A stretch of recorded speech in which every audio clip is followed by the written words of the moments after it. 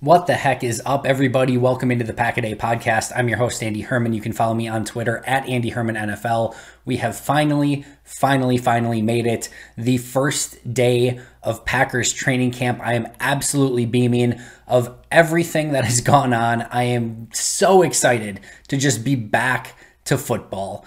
Just Green Bay Packers in green and gold, playing football, putting on the pads, although technically no pads on Wednesday, but still, you get my point. I could not be more excited for training camp to finally kick off and get all of the drama behind us and just enjoy a actual Packers practice. It is going to be absolutely glorious, but we have a ton to get to today as it was another somewhat crazy day, maybe not quite as crazy as Monday. I think those days are fairly rare with all the drama that was surrounding Aaron Rodgers on Monday, but Tuesday certainly didn't lack for news and updates and stories and everything like that. So let's get into that. The biggest story, of course, still Aaron Rodgers. The fact that he was in Green Bay, he was at the stadium, he showed up on Tuesday.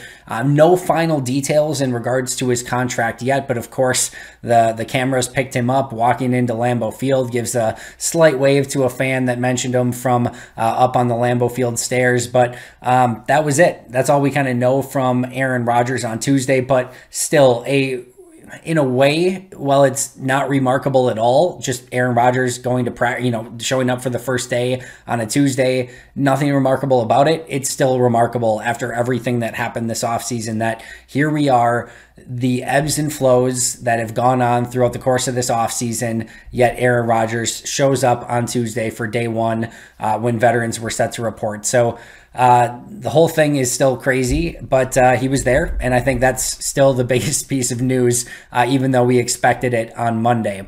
The next thing really surrounded Aaron Rodgers, and that was the fact that Green Bay released two quarterbacks on Tuesday as well. Both Blake Bortles as well as Jake Dolegala were released, and this makes all the sense in the world, right? So Aaron Rodgers is back. Blake Bortles was veteran insurance in case Rodgers wasn't there. Dolegala was another arm that they would have potential, the potential to be like a prospect they could potentially develop down the road. But there was frankly no need anymore once Aaron Rodgers is in camp, because think of it this way.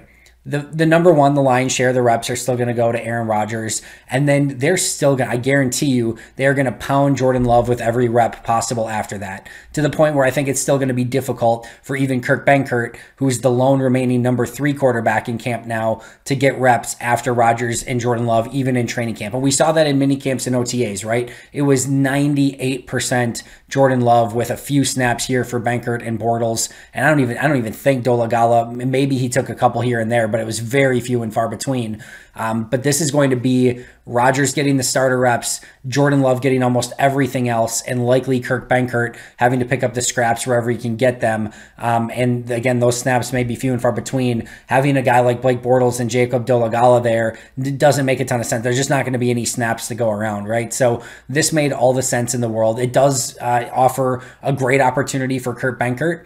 I don't think he has the ability to earn a number 3 spot unless he absolutely balls out in camp. And again, I'm questioning if those opportunities are even going to be there for him. He'll maybe get some snaps in preseason, but again, guarantee you Jordan Love is getting the lion's share of those preseason reps. So, but he does have a great opportunity to earn a spot, and I would expect him to earn a spot on the Packers practice squad this upcoming season, and him being the only quarterback in camp gives him a huge opportunity to be that, and an injury away from him being called up to the active roster. So really what happened, if you look at it in hindsight, is Kurt Benkert beat out Blake Bortles and Jacob Dolegala during mini camps and OTAs to get that number 3 spot and give himself an opportunity in all likelihood to make the practice squad. I'm not ruling out an active roster spot entirely, but in all likelihood, what will end up being a Packers practice squad spot for Kurt Benkert. Oh, by the way, Dolegala being released, that just so happens to open up number 18. We'll get to that more in just a moment. So still a lot of news to cover. David Bakhtiari goes on the active PUP list. Now, the question here is, all right, what's the difference between the active PUP list and the reserve PUP list? Or what's the, PUP list is physically unable to perform. All right. So when you're on the active PUP list at this point, going into training camp, it means that you can be brought back at any time. As soon as you show that you are eligible to practice and that you pass your physical and everything like that, you are back on the team and you can go practice. While you are on the active PUP list, you still count against the 90-man current roster. So Green Bay doesn't add any roster flexibility. They can't put him on the active PUP list and go out and sign another player. He is still on the active roster, but he's on the physically unable to perform list.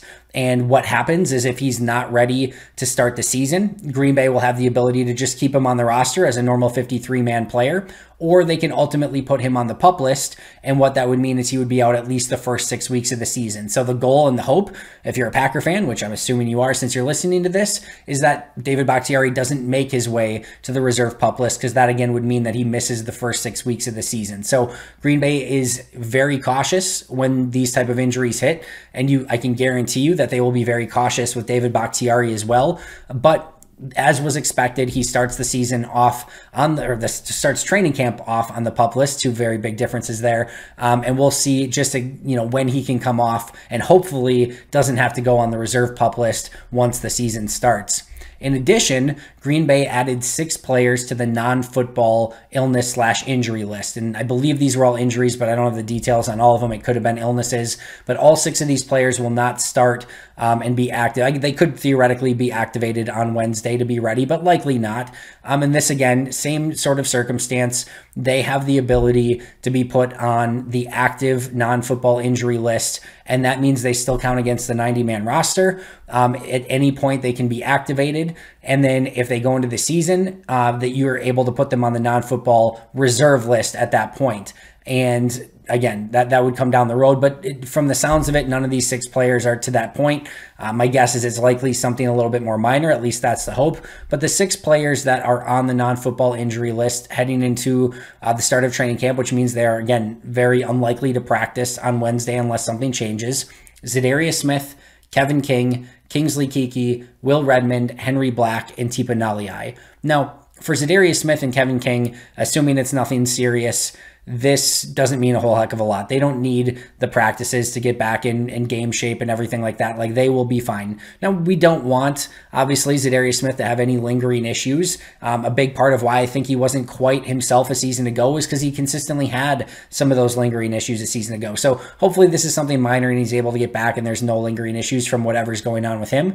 But again, he and Kevin King should be able to bounce back whenever they're ready to practice, and this time missed won't affect them all that much. Kingsley Keke, Will Redmond, these are both players that, for Keke, trying to improve, take that third-year jump. You would love to see him get more snaps and just improve his game and everything like that. So hopefully he's not out for any extended period. And Will Redmond is definitely in line for a spot on this roster, especially based off of his special teams prowess. However, nothing's guaranteed. You've got a Vernon Scott, you've got a Henry Black, who's also on this list. And then, you've got Christian Uphoff at safety as well, an undrafted free agent. There's definitely competition there, and it's not like Will Redmond's been great in games, to say the least, when he's been in. So it's not like his roster spot is guaranteed. So Will Redmond will be fighting to get back sooner rather than later. As far as Henry Black and Tipa Naliai, those two are 2 players that can't afford to miss any playing time as they try to fight for roster spots. So those 2 players are 2 that you want to see back if they have any chance of making the roster. The sooner they can get back to show what they're capable of to compete for a roster spot, the better. And hopefully they don't have any sort of extended issue either. Now, with Henry Black and Will Redmond both being on that list,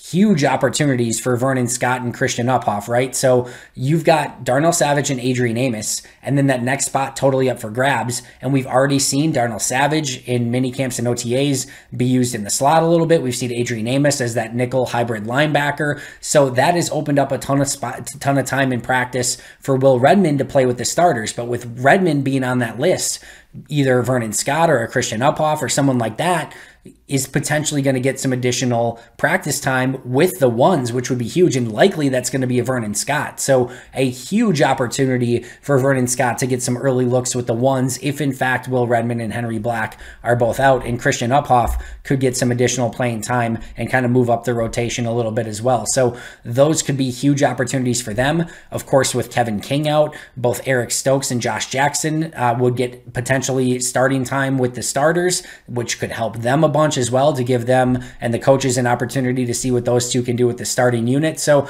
some opportunities, even though some of those injuries exist. Now, on to the biggest news, I think, of the day.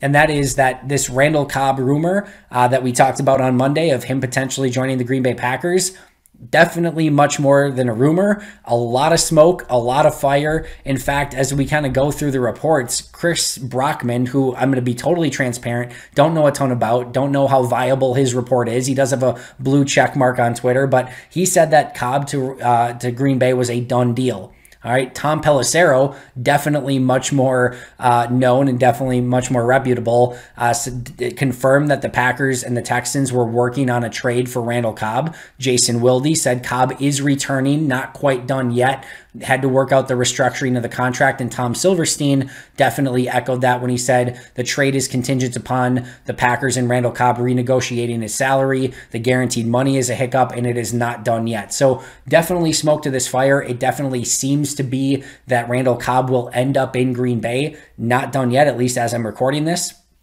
but a lot of momentum to see this get done. Now, the biggest thing here, and as I talked about yesterday on the podcast as well, is that the salary cap is a major sticking point, and more importantly, Randall Cobb's salary is a major sticking point of this. As is, the Packers would take on $8.4 million in salary this year, and the more important thing is $8.25 million of that is guaranteed. And why that's important is, one, it's not so much important that the $8.25 million is guaranteed in the fact that if you're going to pay him $8.4 million anyway and you're trading for him, it's not like you're going to release him. So you're going to pay the whole $8.4 million anyway. But it really makes this tough to deal with the Texans, as well as to renegotiate with Cobb and his agent. Because if this wasn't guaranteed money, if this was just, basically base salary, non-guaranteed, the Texans have no issue trading him, and Randall Cobb probably has no issue redoing some of his deal because it's not guaranteed. You can move some into guarantees. There's a lot of different things that you can do in that situation and scenario. However, if you want to talk to Randall Cobb about restructuring that deal, it's really tough for him and his agent to say, I'm going to give up my $8.25 million in guaranteed money this year. So that makes it very difficult.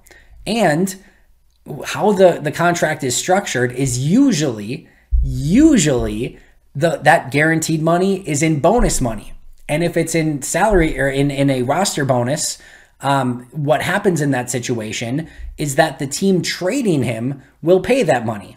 But because this is base salary bonus, and not a roster bonus, a salary bonus when he first signs, because it's that, Green Bay would be responsible for that full bonus and for the full guaranteed money.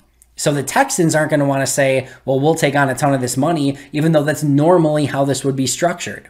So what happens in all likelihood is one of two things. Either Randall Cobb says, I'm willing to renegotiate and take less guaranteed money, which is not common, is not what you would normally see. Now, Cobb wants to end up in Green Bay, likely, and has been reported. So maybe he's willing to give up a little, but is he willing to give up $1 million plus? And even then, even if he gives up $1 million in straight guaranteed money that he does not get back to go from Houston to Green Bay, is that enough for Green Bay? Are you still going to pay him $7.4 million with $7.25 guaranteed? Is that enough? And the answer should be probably no, but of course, this is a unique circumstance. And then, of course, with the Texans, as you're trying to negotiate a trade with them, what you basically have is a sliding scale, right? If Green Bay is willing to take on all $8+ million of Randall Cobb's deal, listen, the Texans have no need for Randall Cobb. In fact, you could make a very strong argument that if the Packers took on that full salary cap of Randall Cobb, that the Texans should trade like a 5th or 6th round pick and Randall Cobb for a 7th round pick. The Texans would actually owe equity, owe picks to Green Bay for taking on that Randall Cobb contract as is and paying all that guaranteed money. Because again, the Texans aren't competing for anything this year. They have no need to pay $8 million in guaranteed money to Randall Cobb with the team set up the way that it is. So they have zero interest in doing that, right? So the benefit would be that if nothing else, Green Bay is going to give up almost nothing for that Randall Cobb contract as is. But again, it becomes a sliding scale. If the Texans are willing to take on half of that money in guarantees, now maybe that pick moves from maybe the Texans owing some to Green Bay, or maybe basically being an even deal, to now Green Bay having to owe more draft capital to the Texans for that trade. If the Texans take on the vast majority of it, now you could be talking like a third, fourth round pick, maybe even a little bit like a fourth and a sixth or something like that, for the Texans to take on that money, and Green Bay to get the player. So there's this sliding scale here if you're working that out. Now, ideally, Randall Cobb just takes less money, and if you're the Packers and you can work something out. But in all likelihood, this is going to be something where the Packers give up some draft capital, and maybe Randall Cobb restructures a little bit. But long story short, is from a financial general manager standpoint, if you're looking at this, and there's 0 sense in making this deal, right? Other than appeasing your star quarterback, there's 0 sense in making this deal. Put aside that Randall Cobb is an all-time Packers great, that he's still a good football player. You don't have the money. You could have spent $8 million in a million different ways this offseason, and that would have been more productive than signing Randall Cobb or trading for Randall Cobb. And you have a wide receiver room that's basically set. You spent, and you traded up in the third round to get Amari Rodgers to basically eventually do what Randall Cobb, will be brought in to do. So this makes 0 sense, but we are far past anything making sense at this point in the Packers offseason. So I'm at the point where just enjoy it. We're well past salary cap making sense and the drama of Aaron Rodgers and how everything's going to fit together. The Packers are all in on this season. You're going to get your last year likely of Aaron Rodgers. Hopefully not the last year of Devontae Adams, but we'll see. You might get a year run with Randall Cobb. This is just going to be one of those bizarro, weird seasons, and just find a way to enjoy the heck out of it and screw the salary cap, screw the financial stuff. We're well past that at this point. So while this deal doesn't make a ton of sense with Cobb's age, his recent productivity, he hasn't played 16 games since 2015, hasn't had 1,000 yards receiving since 2014. There's a lot that doesn't make sense about this deal. Who the heck cares at this point? Randall Cobb may be coming back, a fan favorite, to play with Aaron Rodgers for one last season. And at this point, we're just about having fun this upcoming year with an opportunity to go out and try to win a Super Bowl, which these players and Rodgers and Cobb and everyone else is definitely going to try to do. And oh, by the way, Cobb actually sneakily fits very well within Matt LaFleur's system as well. So who knows, man? It is crazy, crazy, crazy. The fact that we're discussing Randall Cobb as a potential trade candidate here on July 28th, opening day of training camp, is beyond crazy. But here we are. Again, it doesn't make a ton of sense. And at the same time, it seems to make all the sense in the world. So who knows? It's going to be a fun season. Training camp kicks off today. I absolutely cannot wait. I'll be covering it. I'll be there all this week. I'm going to be there the next 4 days for sure. I'm going to have an article up on Packer Report every day, so make sure to check those out. I'm also going to share my observations right here with you on the Pack-A-Day podcast on YouTube every single day following training camp. So please, if you haven't subscribed already, make sure to do so.